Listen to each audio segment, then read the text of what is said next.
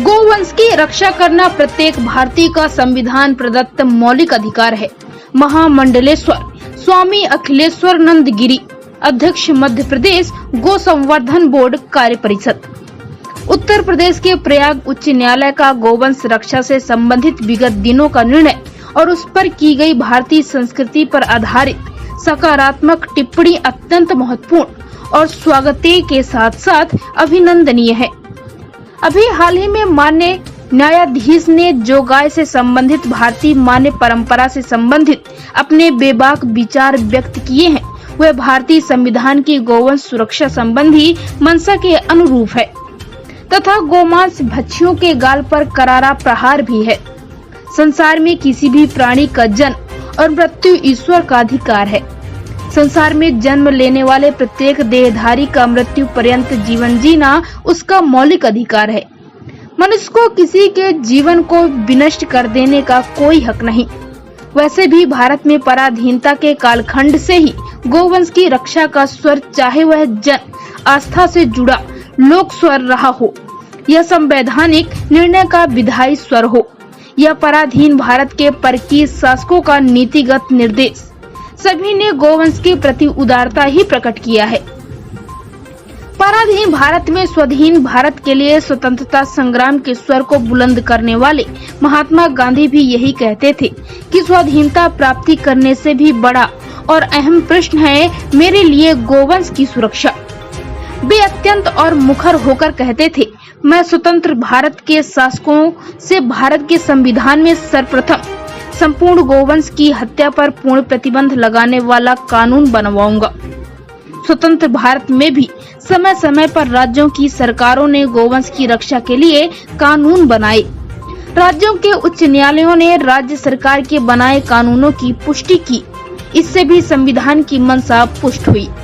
आनंद तो तब आया जब भारतीय सर्वोच्च न्यायालय के 8 जजों की संविधान पीठ ने भारत में गायों के कत्ल खाने बंद हो, bed and cow slaughter houses in India, यह निर्णय दिया। उत्तर प्रदेश के हाई कोर्ट ने अत्यंत सुंदर सार्थक टिप्पणी से यह सिद्ध कर दिया है कि गोवंश की रक्षा करना प्रत्येक भारतीय का संविधान प्रदत्त मौलिक अधिकार है। स्वागत करता हूँ और इसका अनुपालन अवश्य होना चाहिए। राज्यों ने समय समय पर, राज्यों के हाई कोर्ट ने समय समय पर जो कानून बनाए गए गोवंश की रक्षा के, उन कानूनों को जो चुनौती मिली थी उसको उन्होंने कन्फर्म किया है, क्योंकि ये देश की बड़ी महती आवश्यकता है। और गाय के संबंध में तो भारतीय शास्त्रों में अनेक प्रकार के विचार आए हैं। स्वतंत्र भारत होने के पहले प्रति 1000 व्यक्ति के पीछे 800 गोवंश होता था, जो देश की आवश्यकता थी। आज गाय की स्थिति ये हो गई है वध करने के कारण या कत्ल खानों के कारण, या गाय को मारना ये मौलिक अधिकार, इस प्रकार की टिप्पणी करने वालों के द्वारा, कि आज प्रति 1000 व्यक्ति के बीच में 8 या 9 गोवंश मात्र रह गया है।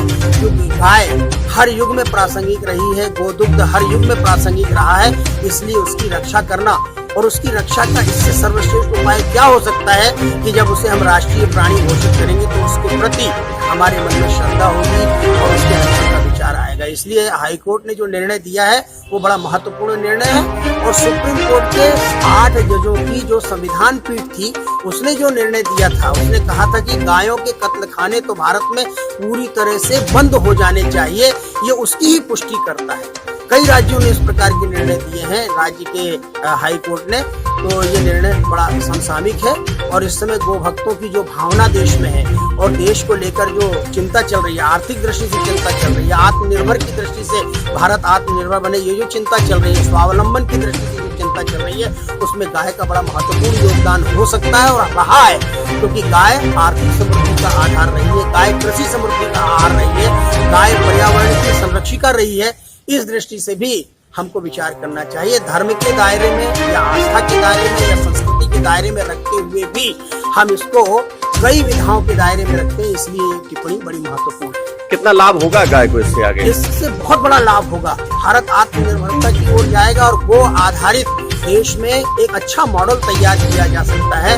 कृषि की दृष्टि से भी किया जा सकता है, जैविक कृषि की दृष्टि से किया जा सकता है, और कृषि उत्पादन की दृष्टि से किया जा सकता है, और देश के नागरिकों के स्वास्थ्य रक्षण की दृष्टि से किया जा सकता है, और पर्यावरण के संरक्षण की दृष्टि से किया जा सकता है। इसलिए इसके बहुत लाभ हैं, बहुविध लाभ हैं।